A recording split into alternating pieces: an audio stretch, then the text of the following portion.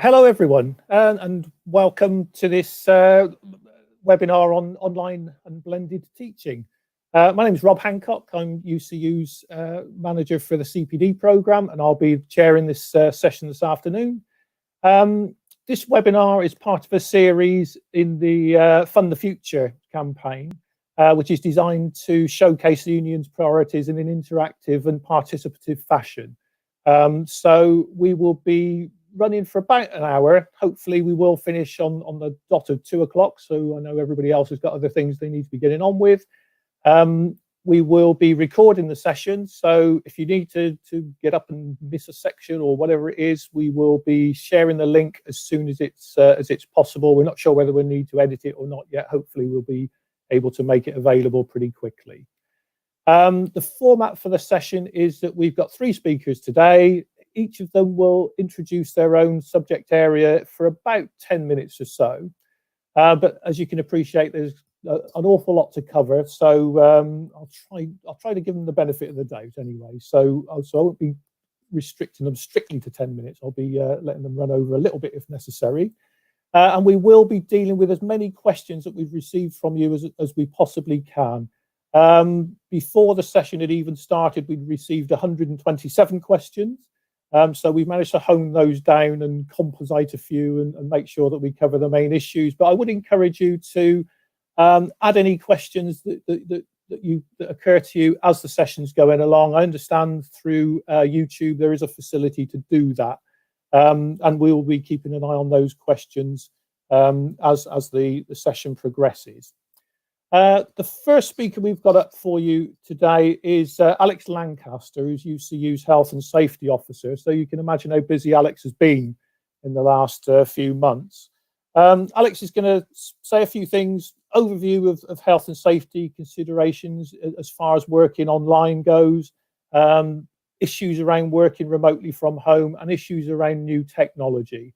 So best of British luck to Alex. You've got an awful lot to cover. And it's best if I shut up and let you get on with it, I think.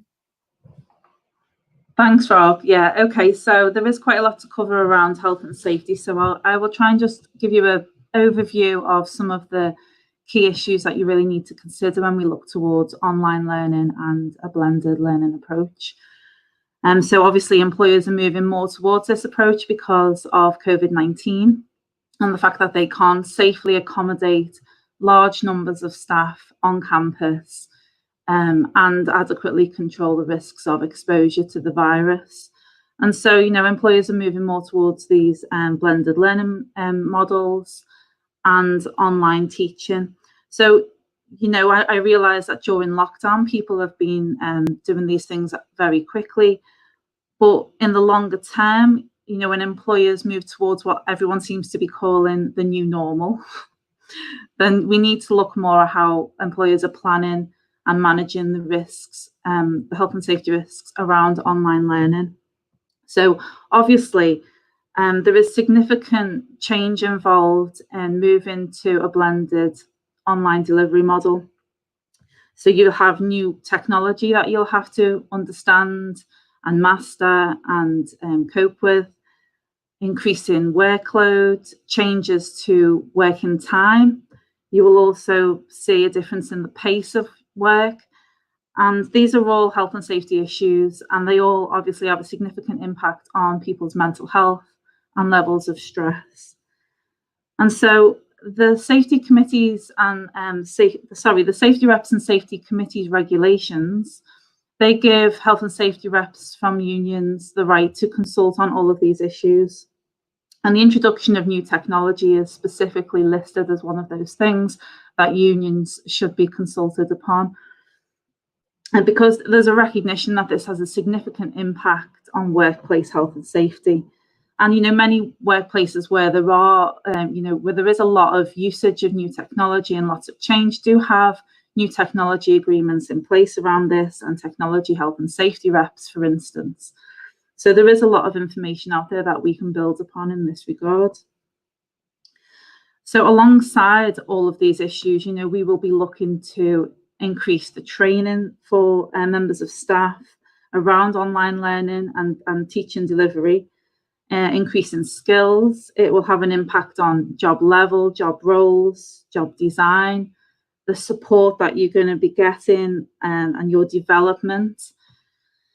And, you know, in relation to that, UCU have recently updated and developed, of course, in recent times, advice for branches around workload and workload models and workload agreements in various different workplaces.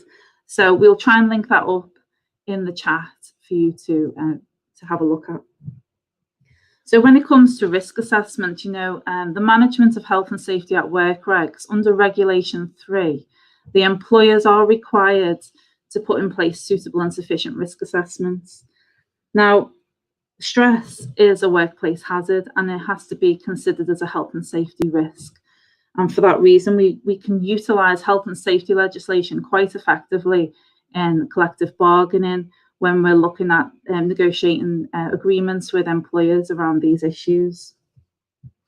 Employers, as part of these regulations, are required to take a preventative approach to controlling the risks. It's a precautionary approach, and they have to put in suitable controls to eliminate risks or to reduce risks to the lowest level practicable.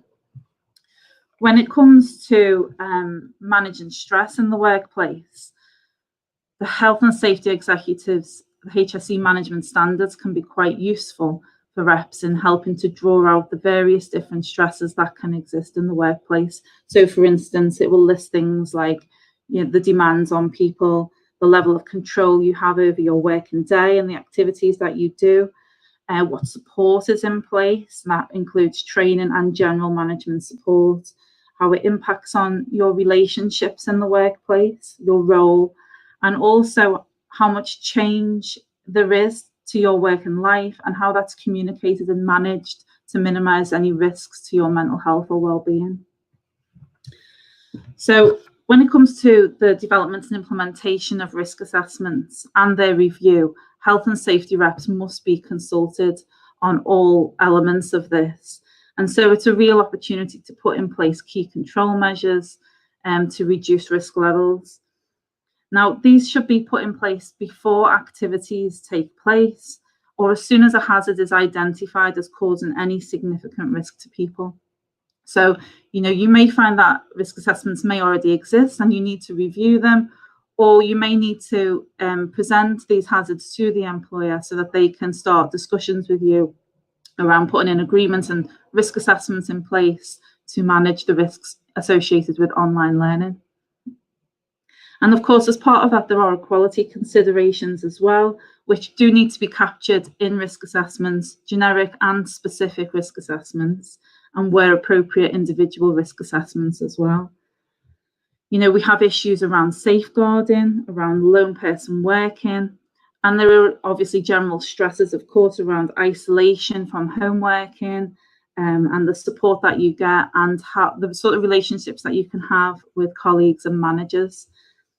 I'll go into probably a little bit more detail around this when we come to the Q&A. So there's also the display screen equipment regulations, which do apply to home working and obviously the increased move towards online delivery.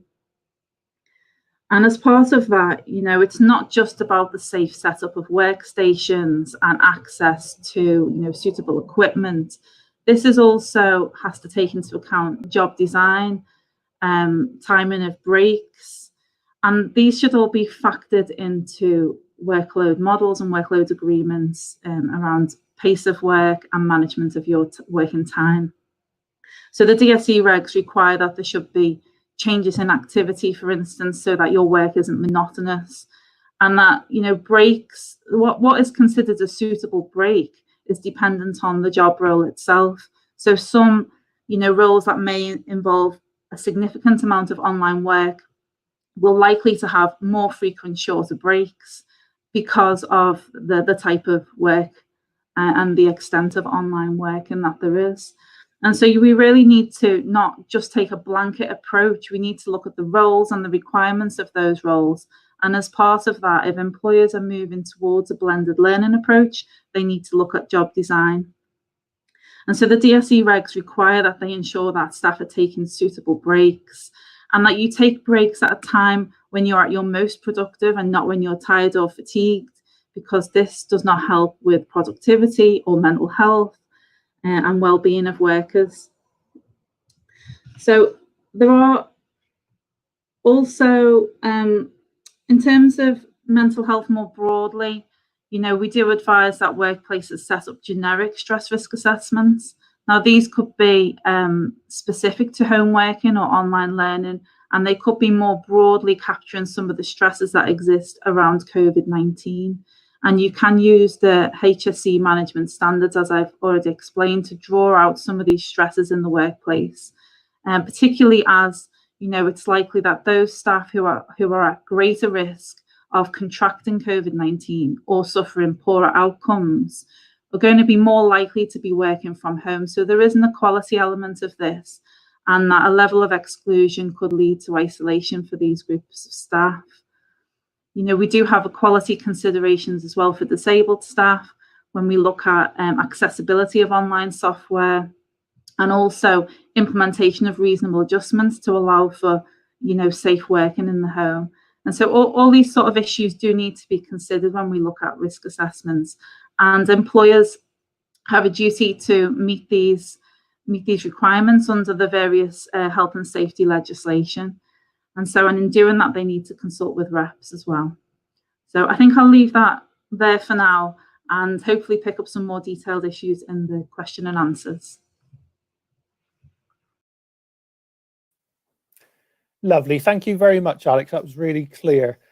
Going to move on now to our second speaker, who's Professor Lionel Bentley. Really pleased that Lionel could join us today. Lionel's the Herschel Smith Professor of Intellectual Property Law at University of Cambridge, and has expertise in performance rights and intellectual property rights. And amongst his other attributes, he's also the barrister that advises UCU on these issues. So really pleased to introduce Lionel.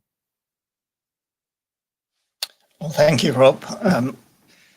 I'm going to present a small talk to introduce what is quite a complicated area. I'm going to try and keep it simple.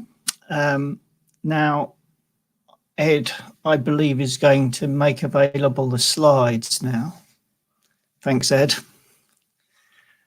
So we can skip the first slide, little reference to the clash there for you, and move straight on to the first slide. So you can see what I've tried to do here is set out the complex landscape. A video recording of a lecture will incorporate within it a number of different subject matters that may have intellectual property rights associated with them. So in preparing your lecture, you will probably or might prepare slides like these, which would be protected by copyright as a literary work, perhaps bizarrely as a literary work, but as a literary work nevertheless. There will be potential protection of the lecture itself as a literary work, a speech, and that would also gain copyright. There could be performers' rights also in relation to the speech, but as a performance rather than as a literary work, for the way it was given rather than for its content. And these are protected by a regime that's copyright-like, but not copyright, called performers' rights. And then finally, there would be some sort of subject matter in relation to the film, the fixation of the lecture on a recording, and that would be protected by copyright. So you have these multiple different subject matters within any video recording of a lecture. And the important thing for your purposes is to understand that there is a legal presumption that copyright works, in particular literary works and films, created by an employee in the course of employment, belong to the employer. So there is a legal presumption that the university is the owner of the copyright in the slides, in the lecture as a literary work, and in the film, the recording of the lecture. But that legal presumption does not apply in relation to the performer's rights. The performer's rights belong to the performer or performer, even though the performer is an employee.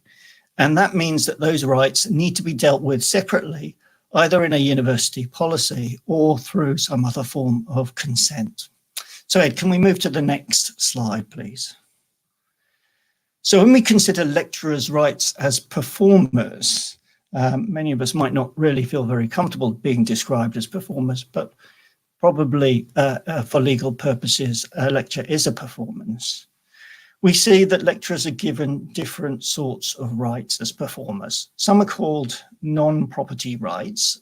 The right to make a recording of the lecture is a non-property right.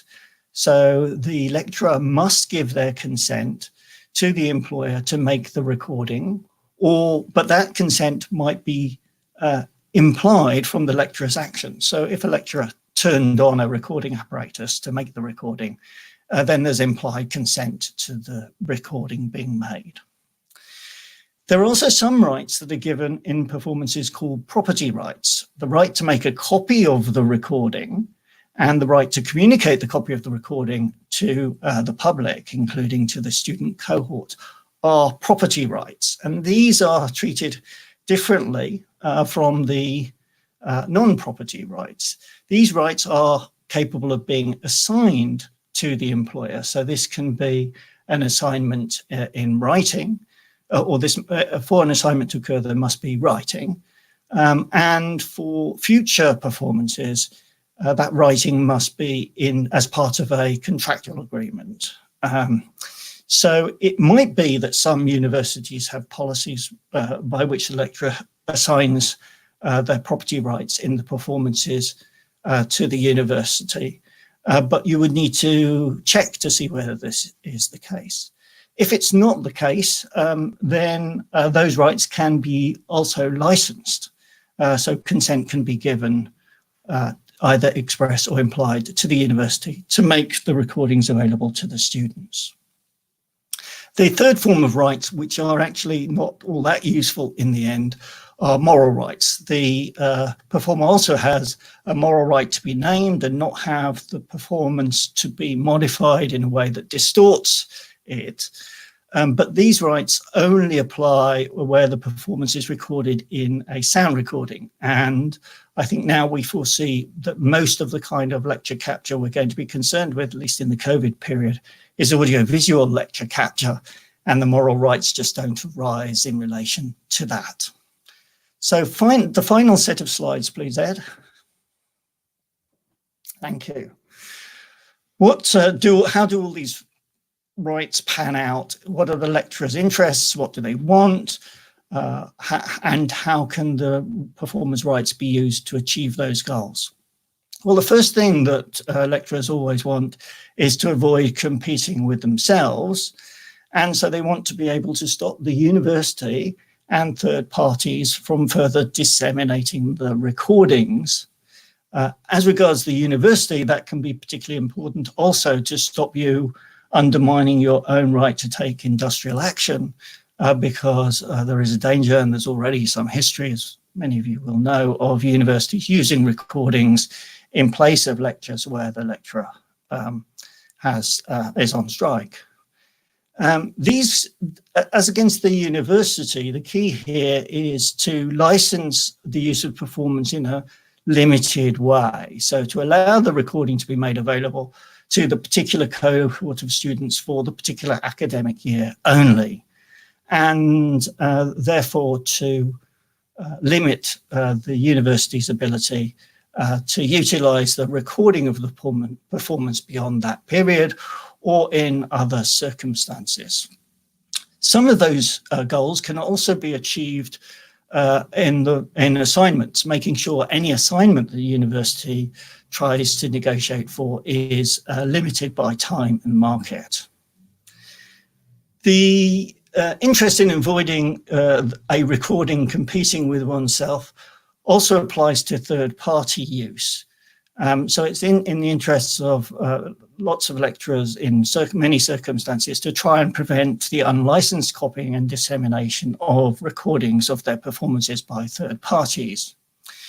The best way to do this is to make sure that the lecture is preceded with a warning that the contents are protected, and to ensure that the university applies some sort of technological measures to prevent further access or dissemination, such as passwords and so on, to the platform from which the lecture is accessed, and to make the lecture available only through streaming mechanisms rather than downloading. Of course, people can rip streams in various ways, but downloads are easier in general to pass on than streams. Finally, the lecturer also has an interest in the reputation and quality of the recording and content. You might, for example, find that something you said you regret saying or was wrong and you want to have it changed, or you find information that means that you don't want that to continue to be out there. You also might not want the university to change the recording, to modify the recording without your consent. And this could be achieved by using the performer's rights and making the license of the performer's rights subject to a power for the lecturer to withdraw consent and re-edit the recording for good reason, or to require further consent from the lecturer if the university wants to make any further substantial modifications. So the performance rights can be used in ways that are useful for protecting the lecturer's interests. And I'm happy to take further questions on this later.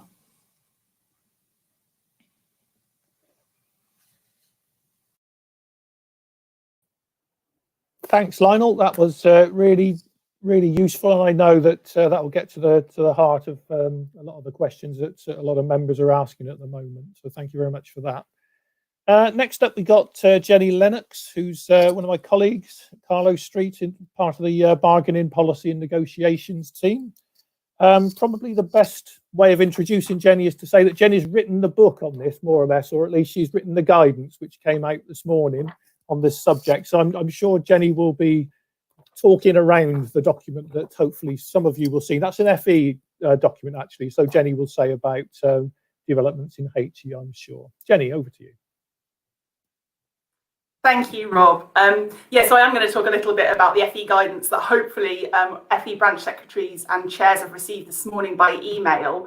That guidance hopefully will be a way of helping branches to start the process of a conversation about what a good agreement looks like with their employer on this issue.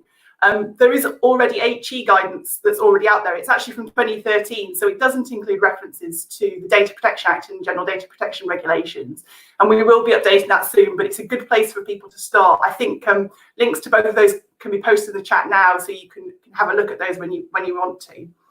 Take you through the FE guidance just a little bit. It's going to cover the sort of things that Alex has already talked about, and a little bit of what Lionel's also talked about in terms of performance rights, copyright, etc. I noticed that somebody posted in the chat and said there's a bit in my contract that effectively means the employer owns copyright. Well, that's true, but the whole point about the distinction between the copyright and the performance rights is a really important thing here, and I think Lionel's given some good advice about what things branches can be doing to protect those rights and to ensure that they have some control over what they're doing. The other things that are covered in the FE guidance are a little bit about the display screen equipment regulations, which Alex also talked about. There is a real need to get employers to plan properly about rest breaks in a working day. And as she said, frequent breaks are really useful. So that the guidance talks a little bit about that. It talks about workloads as well, and the need to get a proper agreement around that. I noticed that some of the questions we got coming in advance asked about employers being able to ditch workload agreements or workload planning. That isn't really possible for them to do that and adhere to their obligations around health, safety and well-being of staff. So it's really important to pursue that with them. We also cover safeguarding, and obviously, particularly FE, when we're talking about 16 to 18-year-olds, there are real concerns about that. We're not giving you answers on what the right things to do on that are, but the employer has to be thinking about it. If you're in one-on-one situations with students, online, then there's got to be a proper policy in place to protect you. And really, actually, that isn't an appropriate situation to be in. So there has to be clear rules for students, and there have to be clear rules for staff. And the employer has to make that policy very clear, and that should be part of any agreement. I know a lot of people have shown concern about contact time and the pressures being put on them around this. Online learning has to be part of contact time, and it's clear that any agreement must cover that too. There has also been a lot of concern about lesson observations, whether or not employers will be able to conduct these, perhaps having your boss dropping in on an online lecture. I think that UCU's policy has been for some time that really lesson observation should be a supportive process. It should be a collaborative process. There shouldn't be anybody just dropping in. It should be pre-warned, pre-discussed, and there should be proper feedback. And that's absolutely what we would expect in this situation. I think it's more necessary than ever to have a collaborative approach to lesson observations, because what we want to ensure is that quality, and that is something that both HE and FE employers are being put under pressure here, quality of the delivery is there, and that will only be done by having a supportive approach to learning how to use this new platform. There's also some stuff about recorded sessions, and obviously the stuff that Lionel's covered as well. And generally, it ends with a list of kind of the things you need to include in an agreement. So it's hopefully a good checklist for you to start from. We will be providing more guidance in the next few weeks, because this is a live issue for us, but it's a good starting point for the branches to look at. I know that there had been a lot of questions in advance about contracts and the impacts on contracts. We're sort of dealing with three different areas when it comes to contracts in UCU. We've got the pre-92 universities where there isn't a standard contract, and very much it's an expectation that you will work a certain number of hours to deliver what you need to. We have the post-92 contract, which I know has been eroded to some degree, but is quite useful for us. I'm going to talk a little bit about that. And FE has a fairly standard approach to how it does things, although there's difference in contact time expectations about that. But in terms of the post-92 contract, there's some really useful things to pull out of it. So there is a weekly maximum of 18 hours teaching time and 550 hours across the year. And we don't believe that that needs to be eroded during this time at all. But obviously, there's got to be factoring in of the work you're actually doing. And there are some good factors in that contract that need to be considered. I think there's a phrase about the full range, extent of actual duties to be performed. And clearly, delivering online teaching is a duty that needs to be performed, so it has to be considered. They have to look at teaching group sizes. And I know there's been a lot of concern about, will it just be that you deliver this lecture and then the other stuff that follows around dealing with students and questions and queries, perhaps doing quizzes and forums won't be factored in? Well, all of that needs to be considered. It's part of what the post-92 contract makes clear. There is also should be a proper discussion around what are the appropriate teaching methods and how new platforms are developed and delivered. Again, these are things you need to be talking to the employer about. Their obligations to you in your contract, and you need to be putting pressure on them to say, well, how are we going to approach this? So there shouldn't be an ability for them to just wriggle out of this. Your contract applies. That's not being waived just because we're in the middle of a pandemic. In terms of FE, I think is a really important conversation to be having with the employer around what constitutes contact time. We have got a definition in the guidance that we provided, because it's not just about face-to-face delivery, it's also about online teaching. Obviously, cover for colleagues will be something that comes into that, workshops, seminars, tutor group responsibilities. And I think there will be a real need to understand that actually for a lot of students, they're going to need some support, not just to catch up, but with the implications this has had on them mentally and emotionally. There has to be an appreciation that that's the sort of stuff you're going to be spending time doing as a lecturer, and has to be factored into contact time as well. But again, you will have weekly and yearly limits within your contract. They vary slightly from in FE college, but we don't believe those need to be breached as part of what's been happening in the pandemic. They're there. They're your contractual. They're the contractual obligations to you. The final point I wanted to cover, and it was touched on a little bit by Alex, is quality impact assessments. So for every activity that an employer does, for every provision, criterion or practice, they are supposed to look at whether or not then there is any opportunity to discriminate against people. And the quality impact assessment is something that a public body like a university or college must do in order to ensure that it isn't being discriminatory. So this is something we should be getting them to do an equality impact assessment on. Online learning from, if you're delivering that from home is very different from delivering it in a lecture theatre, where you might have a lecture capture policy that already includes planned recording, but this isn't planned recording and it's coming from your home environment, and that will have different impacts on different people. So for example, if you've got caring responsibilities, and you're more likely to be a woman if you have caring responsibilities, you could be adversely impacted on this. If you've got a disability, you might find it harder to use the technology, and those things have to be considered.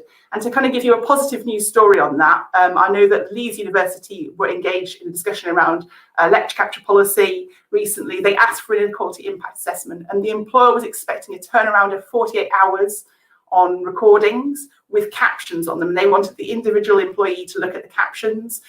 But it was pointed out that this was actually an incredibly high amount of workload for particularly people with caring responsibilities and those with disabilities. And as a result of that, the employer has brought in somebody else to do that captioning work. So there is an ability to get employers to move if we push them on these sort of issues, which they clearly have legal obligations around. It's an awful lot of stuff to cover, but hopefully that's helpful, and I'll answer any further questions you've got. Brilliant. Thank you very much, Jenny. Right, we're going to move on to the sort of question and answer session now. And as I said at the start, most of the questions that I'm going to be putting to the speakers were questions that came in the last couple of days as we prepared for this session. But I will try and include questions that have arisen during the session wherever I can. So first up, I'd like to put to Alex a question about risk assessment. Alex, you said a few things about risk assessment in your initial peroration. So the question that came in was, what should a teaching online risk assessment consider? So could you say a bit of detail about that? But I will also, just to confuse matters, throw in a question from a colleague earlier in this session who said, if an employee would like an individual risk assessment, does the employer need to comply? Thanks, Rob. Yes, so I believe we've answered that question in the chat around whether an individual staff needs a risk assessment. So the general answer was that yes, if it's around stress or any other risk factors, then you should make the employer aware of that, and they should conduct an appropriate risk assessment, be that a stress risk assessment. They're also required to conduct display screen equipment risk assessments for all users of visual display units, laptops, etc. So if you're regularly using this equipment, then you should be having a risk assessment to control those risks. So in terms of what an online risk assessment should consider, I just want to say that it is important to consult with your staff around this as well, to see what the specific issues and risks are affecting them, so you get a feel for what is actually taking place on the ground and maybe in different areas of the organisation. So personally, I feel it's quite useful to use the HSE management standards as a framework to help you draw out the significant risks around the changes that are taking place with online work into your role, the relationships, demands placed upon you, the support you need to undertake online delivery, and how much autonomy and control that you have around your working day and the pace of work, when you take breaks, and how you go about undertaking your duties. And so I suppose some of the main risk assessment issues that might need to be considered are, of course, the impact on different workers, particularly looking at equality impact on different equality groups, and also looking at casualised staff, temporary workers, and the particular risks that they are exposed to as new staff or staff who have insecure contracts. Looking at the working environment and the equipment, so everything around display screen equipment that should be incorporated, new technology, how it's introduced, is it appropriate, is there sufficient training in place and safe systems of work. They should look at any related policies and procedures that need to be reviewed, because if they may not be suitable for this new working environment.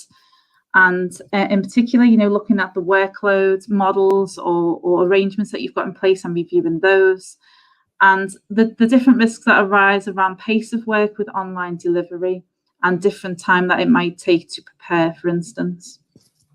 So as part of home working as well, because much of this is taking place from the home or remotely, they need to look at lone person working, various safeguarding considerations for working online for staff and students, and the generic stresses that arise through online learning environments and home working situations.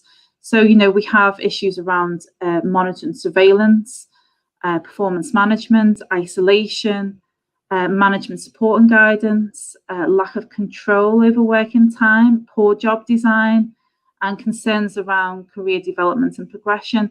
Anything that could potentially cause a stress for workers around the move towards more online delivery should be incorporated into these risk assessments. So, you want to try and capture all the significant hazards that exist, and if necessary, you'll have one generic risk assessment that may refer to other risk assessments within it.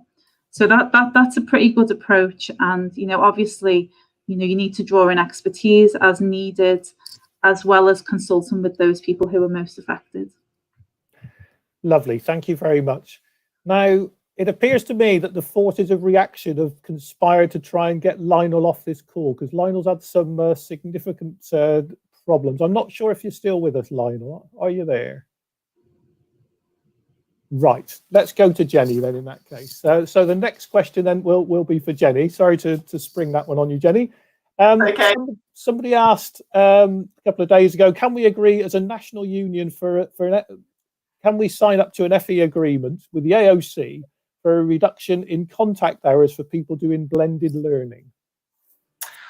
So I know that conversations are ongoing with the AOC and DFE actually about issues around guided learning hours, and we have talked to the AOC about whether or not there's an agreement, a kind of set of guidance we can offer on online learning. So those conversations are ongoing. There's not much more we can say to it at the moment, but I think that doesn't substitute for what we need to do locally, because any agreement that we would get on a national basis still has to be interpreted in each individual college based on those circumstances. So it isn't a get out of jail free card for having the conversation yourselves. And I really think branches need to be thinking quite clearly about why they need to do this, because I know a lot of people have identified the risks, but they haven't necessarily thought about what it is they need to do to prevent those from being passed on to our members.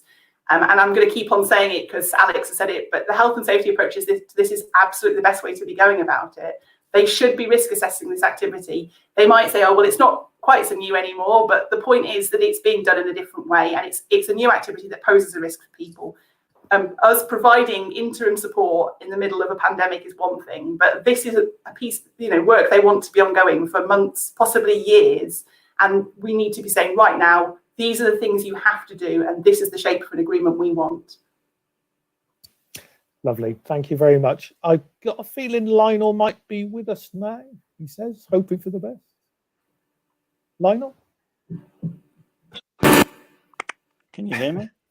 I can hear you. Fantastic. I'm going to ask you a quick question before you disappear again. Thanks for taking the trouble to get back anyway. A question that came in a couple of days ago was in regard to consent around the use of recordings and so on. And the question was, what ways can people resist teaching material being exploited or reused without consent? Well, yeah, consent is required for making a recording. And the best way to resist consent or any implication of consent is to expressly decline. So to let the employer know that you don't consent to having your lectures recorded. Now, in normal times, that's a pretty tough call, but right now that might place you in breach of some other primary obligations within your employment contract. So I think the better thing to do during COVID is, rather than decline to consent, make sure it's clear what the conditions of your consent are, that you're consenting to its use by the existing cohort for the limited period while those people are students. Lovely. Yeah. Thank you very much, Lionel. Okay. Alex, I've got another question for you on a similar kind of subject, actually, of consent. Question that came in was, can individuals refuse to undertake face-to-face teaching if they feel that this puts them at risk, even where an employer has carried out a risk assessment and said there is no risk?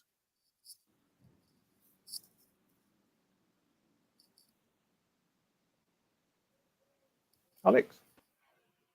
Hi, can you hear me? Yep. Sorry about that. So sorry, could you repeat the question, please, Rob? Yeah, can individuals refuse to undertake face-to-face teaching if they feel it puts them at risk, even where an employer has conducted a risk assessment that says the opposite? Yeah, okay. I mean, so this is where we need to ensure that, the generic COVID-19 risk assessments and any specific risk assessments are robust in this regard. So, employers must be clear on why an activity can't take place on home before moving to on-site, teaching delivery. And I think, we do have staff who are higher risk and identified in higher risk groups. So in terms of health and safety legislation, that goes beyond government guidance. So if there's any increased risk to staff, so we have, for instance, staff from BAME groups, BAME groups, who are at increased risk of contracting COVID-19 and suffering poorer outcomes. Similarly, those with long-term health issues, which does obviously impact the number of disabled staff. And then also we've got increased risk factors for men, for people in older age groups. And then there's other risks that may impact upon women who predominantly have caring responsibilities in the home. So, the employer does have to take into account that there is increased risk for these groups, and they have to first look to eliminate that risk by ensuring that home working is considered. And there's other potential controls that they could consider as well. So, alternative duties, temporary redeployment to roles that allow for home working, or lower risk activities on site, and an allowance as regards flexible working. So we have produced guidance for HE and FE on some of these potential hazards and controls, which I think we will link up in the chat.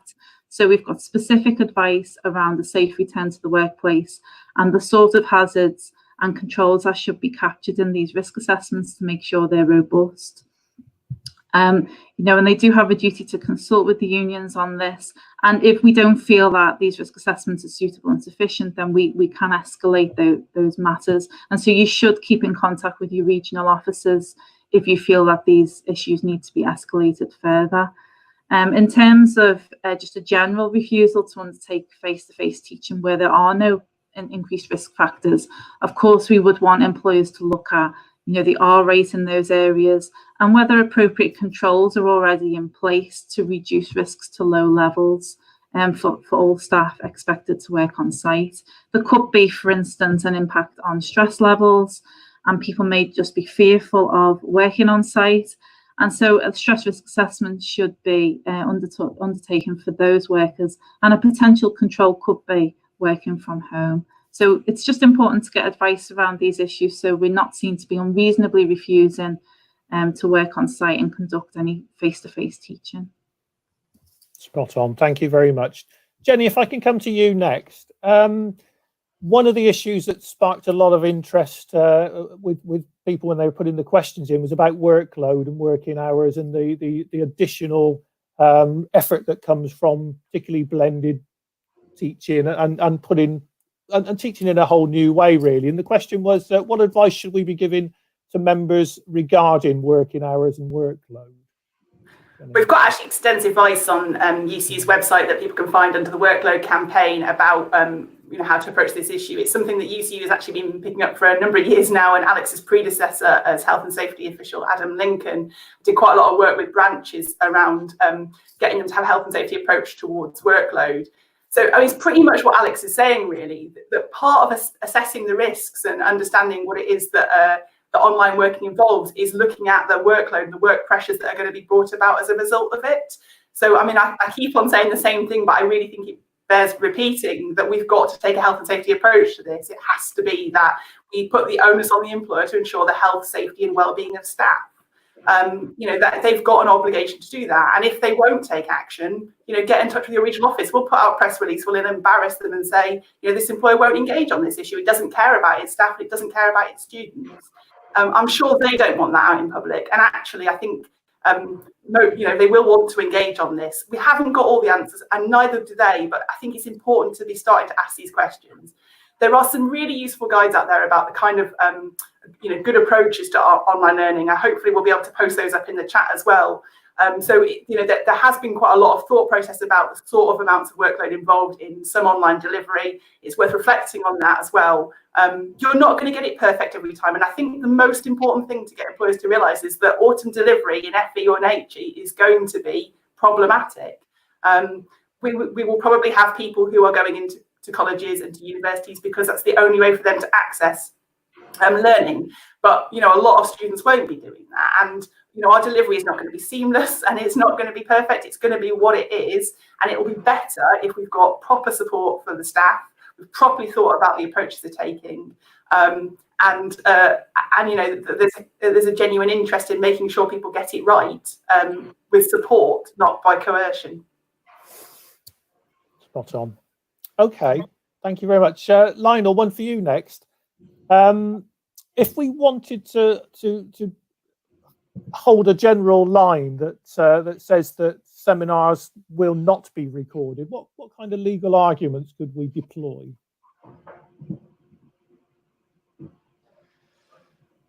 Well, in terms of seminars, you have often a situation where it's not just the lecturer taking the lead. So we're not just concerned with lecturers' rights, but we're also concerned with the rights of the students within the seminar.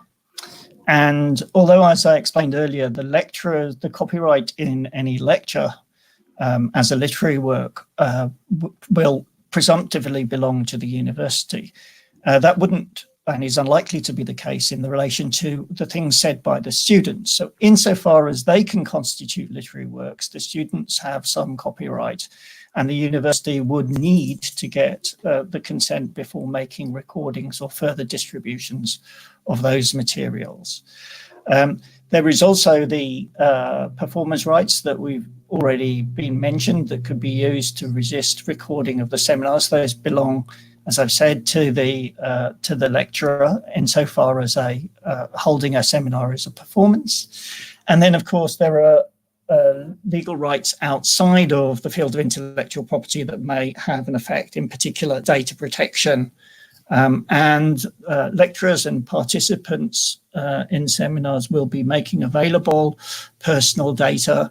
And if the university processes, in order for the university to process that personal data, some of which would be what used to be called sensitive personal data, they require to comply with the data protection laws as well.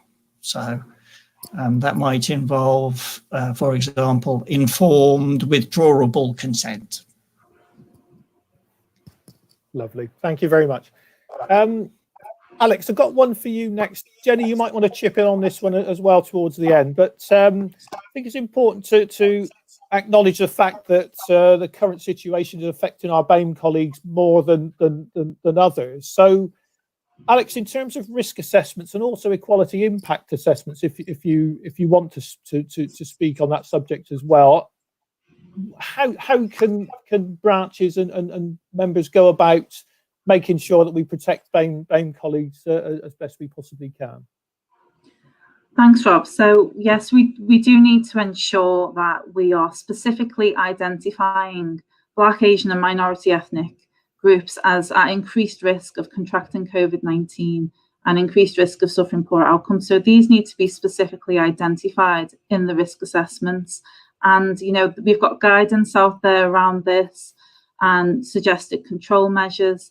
And, we do advise branches to consult directly with staff in these high risk groups as well. It does also have an impact, an equality impact as well. There'll be changes to policies and procedures. There'll be control measures that in and of themselves will have an equality impact. So as I think I mentioned in the previous answer, we will likely have staff from various equality groups working from home on a more frequent basis due to the increased risk posed to on-site working. And so, You know, there is also risks around mental health, inclusion, isolation, career development, and the different levels of support that's needed for staff who are, you know, who want to or who are asked to work from home. And I think that's where there needs to be dialogue. And obviously we need individual risk assessments as well for staff in these groups, so that they can have dialogue with management and look at how to better control the risks that are presented due to COVID-19. And, you know, the employer does have a duty not only to, you know, prevent any detrimental impact around equality, but also to reduce health and safety risks to the lowest level practicable. And so that does require dialogue, and it requires numerous considerations that are related to role and, you know, infection rates in the institution and in the area in which people live and work. So it all has to be taken into account. Jenny, did you want to chip in around that? Particularly, I don't know if you've got anything to say about the impact of blended learning for staff and students. I don't know if you want to. Yeah, I mean, I do think, I think one of the expectations we should have is that there's an assessment about the cohort of students and their ability to access learning as well. I think where there might be face-to-face learning in autumn, we should really be focused on those students who aren't able to access online learning very easily. And I think that's got to be one of our really important asks, actually. And similarly, there might be staff who find it particularly difficult to do online work from home. They don't have broadband access, for example. And I guess there'll be people who live in certain areas where that's going to be a real issue for them. So I think there has to be an approach that is properly assessing what people's ability to use this technology and software is. And again, it comes back to partly to a risk assessment. You know, if you're assessing your own workstation, you should be able to know whether or not you've got a decent broadband connection, and whether or not your laptop that perhaps you're using, not a work one, is really up to the job. So we do need to be pushing that, I think. And I talked a little bit earlier about equality impact assessments, and this should be part of what they're actually looking at. There will be staff who don't necessarily have any kind of equipment at home. Maybe they haven't got the money or the inclination for it, and they shouldn't be having to provide it. And if it can't be provided for them, and that might be understandable, we know there's a lot of people trying to order new technology for their staff at the moment, then if they're going to be brought into work, what does that look like? How do we make it as safe as possible? So there's got to be a real, you know, assessment of that in the context of people's personal experience. Lovely. Okay, thank you. Lionel, the university seems to think that performance rights of staff automatically belong to them in the same way that all teaching materials do. Is there any wiggle room for us on that? Is that correct? And can we revoke our performance rights when we leave the university? That came up a few times. Okay, so all this and everything I've said really is all subject to any individual employment contract. So it's possible in that particular institutions may have employment contracts that require the assignment of the performance rights to the university in advance. And if that's the case, then I'm afraid the bad news is that has the, as long as it's in writing and signed by the lecturer, which it usually will be, then that has the effect of assigning the performance rights to the university. And even after you've left the institution, those assignments can't be revoked. An assignment takes the rights and gives them to the assignee, leaving the assignor with nothing.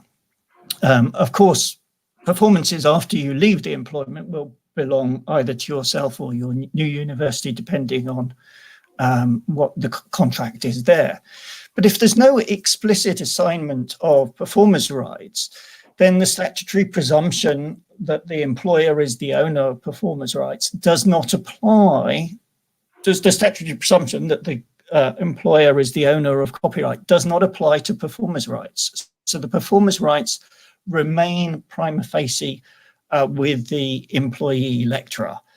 And that's why there's the wiggle room in most other circumstances where they've not been explicitly dealt with in the contract.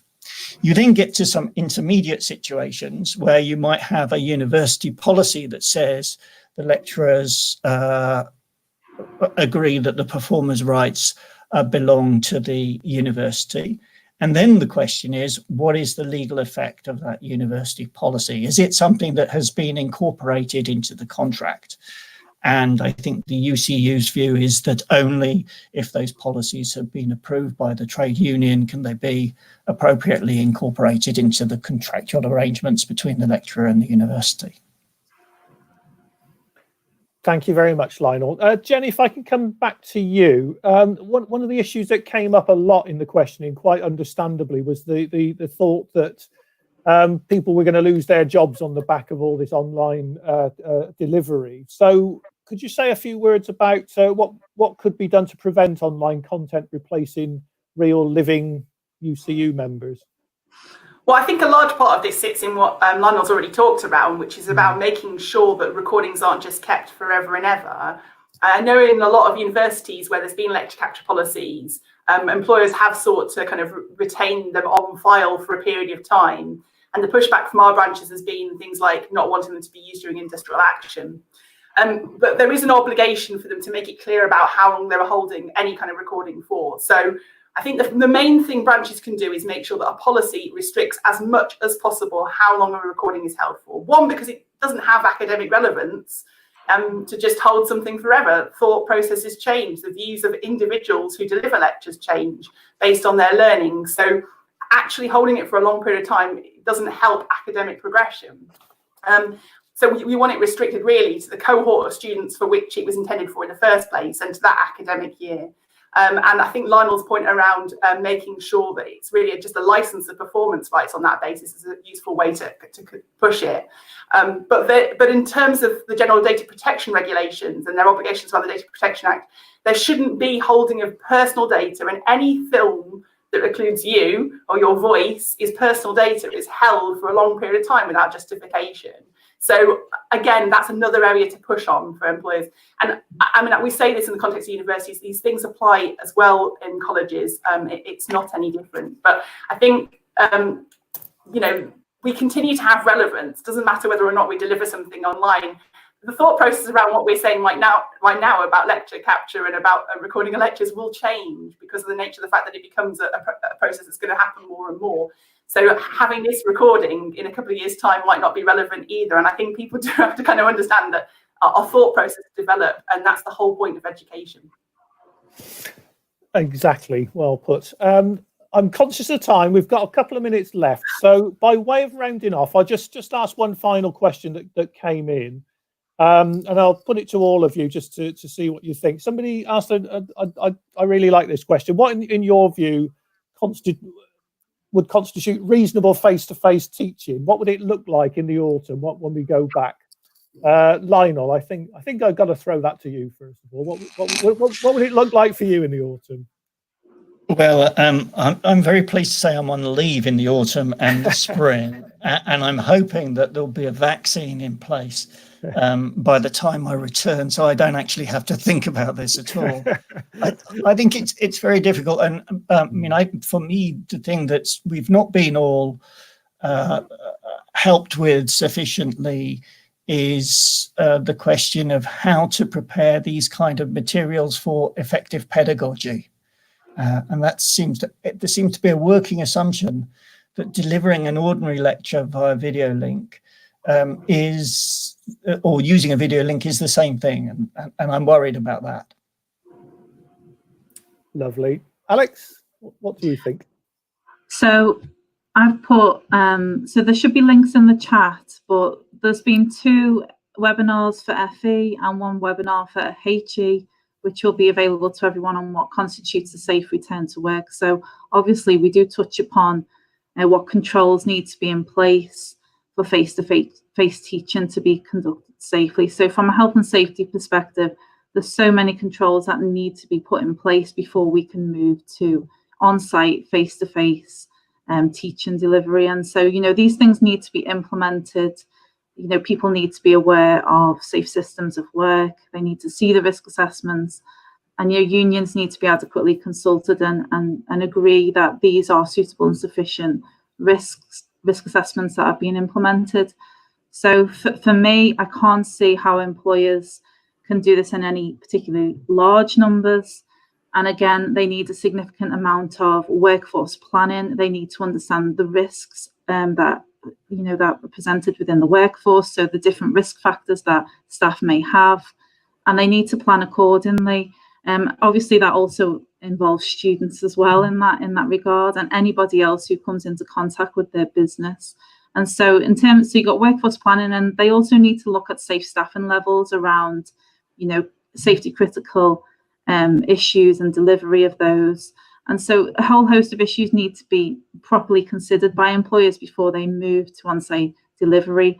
And given the scale of many of these organisations, and in some cases the lack of knowledge and understanding of health and safety issues, I do think we've got a long way to go for many of these employers before we can move to any significant levels of delivery on site. Jenny?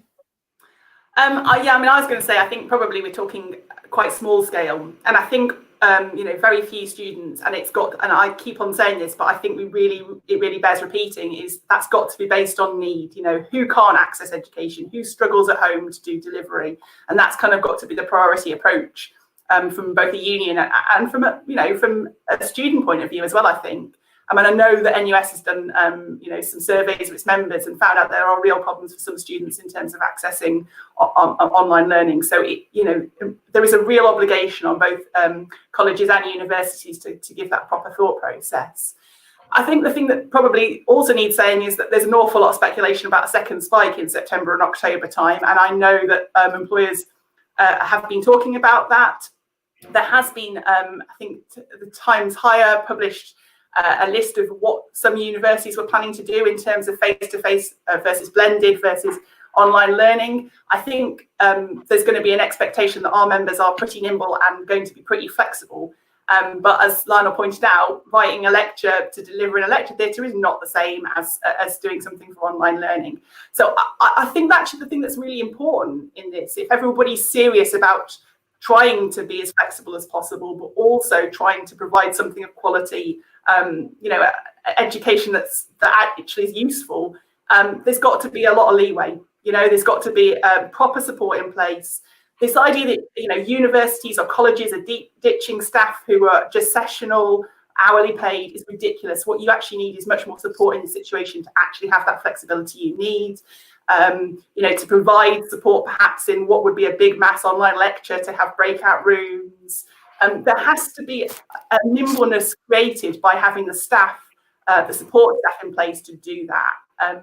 So I really think that if they're serious about planning things, serious about being responsive and serious about supporting staff and students, then right now is not the time to be cutting staff. It's the time to be investing in staff and finding ways to make sure that there are lots of people prepared for the autumn term, and there's lots of time that can be put into it that is not just given by goodwill, but is actually paid for and invested in. Brilliant. I feel a round of applause coming on from 150 people there, you'll be pleased to know. So right, we're running a risk of overstaying our welcome, colleagues. So I'm going to thank all the speakers for taking the trouble and making the effort to contribute today. I thought it was really, really useful, and I hope everybody else did too. Just before we go, it would be remiss of me not to plug the upcoming webinars in this series. Tomorrow there's a Green New Deal for colleges and universities at a similar time to this one, if people are interested in doing that. On Monday, you've got digital organising for UCU activists. And this time next week, there's decolonising our institutions, which I'm particularly interested in joining myself. So check out the website for full details of all those and get involved if you can. Thanks to everyone that took part. I want to particularly thank Ed Bailey, because without him, none of this would have worked. And I think you've done a brilliant job. And Rebecca, too, for doing the sign language. And at that point, I'm going to quit while I'm ahead before my broadband dies. So thank you all very much for joining. Go forth. Right.